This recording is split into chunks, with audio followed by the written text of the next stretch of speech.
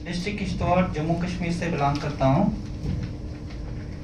मैं वॉलनट के ऊपर पिछले 13 साल से काम कर रहा हूँ। वॉलनट की अगर हम बात करेंगे तो वॉलनट एक एक्सपेंसिव फ्रूट है, और जैसे कि अभी मैम ने बताया कि हर हफ्ते हमारी थाली में वॉलनट आता है। वॉलनट तो आता है, मगर ये महत्वपूर्ण है कि कौन सा वॉलनट हमारी प्लेट में आता है, इसके ऊपर कंसिडरेशन करना बहुत ज़रूरी है। अभी जो ट्रेंड चला हुआ कि हमारे इंडिया में 95% जो वॉलनट आता है वो चिल्ली और कैलिफोर्निया से आता है।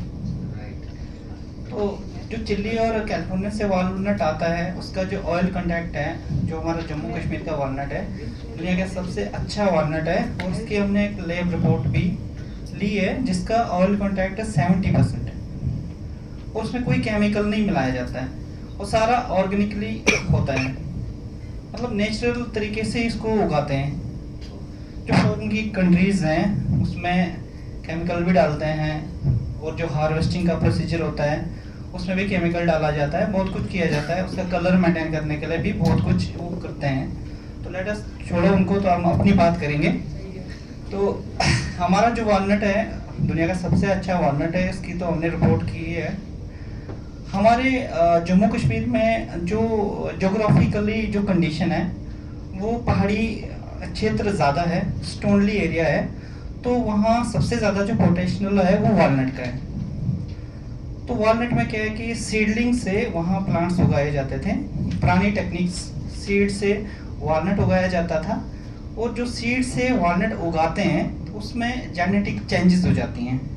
मान लो कि अगर हम एक अच्छा वॉलनट, कागजी वॉलनट जो हाथ से टूटता है, जब उसको हम मिट्टी के अंदर डालते हैं तो वो सेम नहीं निकलेगा, वो बिल्कुल चेंज हो जाएगा, उसमें जेनेटिक चेंजेस आ जाएंगे।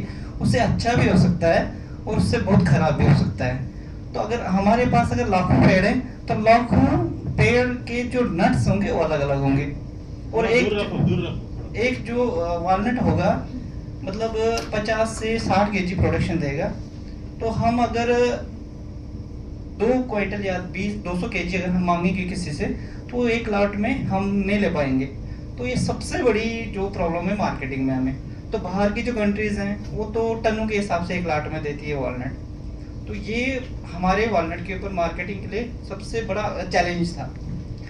एक तो ये चैलेंज था, दूसरी बड़ी बात थी कि वॉलनट जो हमारा तैयार होता था कम से कम 10 साल के बाद तैयार होता है, 10 साल के बाद फ्रूट देता है, और पीक यील्ड में वो कम से कम 15-20 साल के बाद आता है।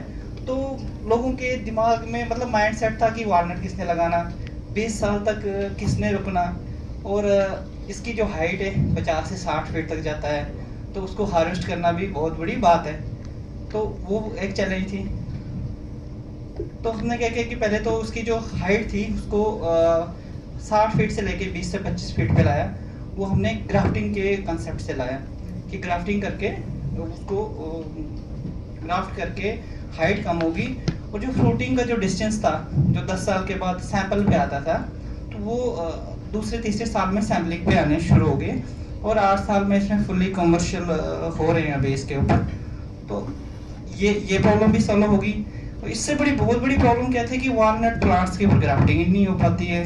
होती है तो अगर हम 100 प्लांट करते हैं तो 100 में से 20 ही सक्सेसफुल आ जाएंगे, चाहे कितना भी अच्छा ग्राफ्टर हो। ये बहुत बड़ी इश्यू है, और अभी भी हमारी कंट्री में सबसे ज़्यादा जो प्रॉब्लम है ग्राफ्टेड वॉलनट प्लांट्स की है। इसका मेन जो कारण है कि वॉलनट में जो ग्राफ्टिंग सक्सेस रेट है वो 40% से ज़्यादा नहीं मिलता है। फिर हमने ग्राफ्टिंग के ऊपर भी काम किया कि 40% से लेकर 95% तक हमने पहुंचाया इसको। मुझसे कम से कम 3 साल लगे इस टेक्निक को मतलब करने में, अपने आइडियाज़ आ ही जाते हैं। ये सारे अलग अलग प्रॉब्लम्स थी, तो हमने ये सॉल्व किया कि पहला जो हमने ग्राफ्टिंग करके उसका हाइट जो कम कर दी, और दूसरा इंडिया में जो वैरायटी है वॉलनट की वो टिप बेरियर में फ्रूटिंग आता है। मतलब जो एक वॉलनट प्लांट होता है उसके लास्ट वाले भाग में 2 या 3 वॉलनट आते हैं, तो प्रोडक्शन कम होती है। जो फॉरेन की वैरायटीज़ होती हैं जैसे चिल्ली हो गया, खासकर टर्की वगैरह हो गया, तो उनकी जो प्लांट्स होते हैं वो लिटिल बेरिंग में होते हैं, कि शाख पूरे टहनी में फ्रूट भरा हुआ होता है। तो तो हमने क्या किया कि एक वैरायटी S1 करके, जो अभी हमने पैटेंट के लिए दिया है, ज्ञान उसके ऊपर काम कर रहा है। तो उसकी क्या खासियत थी कि एक जगह पे 15 से 20 नट लगते हैं। तो आम जो टिप बैरियर वाले वालनट्स हमारे थे, उनसे 3 गुना ज़्यादा प्रोडक्शन उसमें है, और वो एक ही लाउट में यूनिफॉर्म में नट्स आते हैं। तो इससे हमें क्या फ़ायदा हुआ कि जो टिप बैरियर वाले प्लांट्स थे वो हमें अच्छी वैरायटी मिली कि वो क्लस्टर बेयरिंग में आ गया, हमारा प्रोडक्शन बढ़ गई। तो उसके बाद हमने लिटर वाले बेयरिंग के भी कुछ प्लांट्स इकट्ठे किए, आइडेंटिफाई किए, और कम से कम मैंने 8 वैरायटियाँ जो प्रिजर्व करके रखी हैं उनका डाटा बना के रखा है। तो इनिशियल हम एक एक करके उसको पैटेंट कर रहे हैं। तो इसके बाद हमने क्या किया कि प्लांट्स की जो कमी थी हमारे पास, तो कम से कम हमने 40,000 पौधे तैयार किए। तो जो अभी टिल डेट में कंट्री का लार्जेस्ट ग्राफ्टेड वालनट प्रोड्यूसर का नाम मुझे मिल रहा है, और साथ में वालनट मैन ऑफ इंडिया के नाम से भी कुछ बोल रहे हैं। तो हम कंटिन्यू वालनट के ऊपर काम कर रहे हैं, और हमारा जो ड्रीम प्रोजेक्ट है उत्तराखंड, हिमाचल और नॉर्थ ईस्ट पे वालनट की एक बहुत बड़ी रेवोल्यूशन लानी है।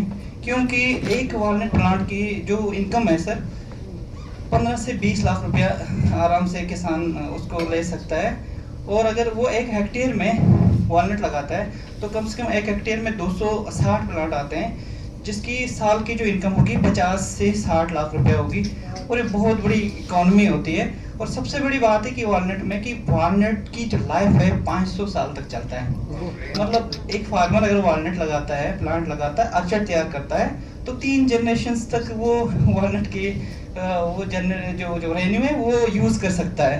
और 500 साल के बाद जब वो वालनट सूख जाता है, उसका फर्नीचर भी 500 साल और चलता है। तो उसकी कीमत कितनी है?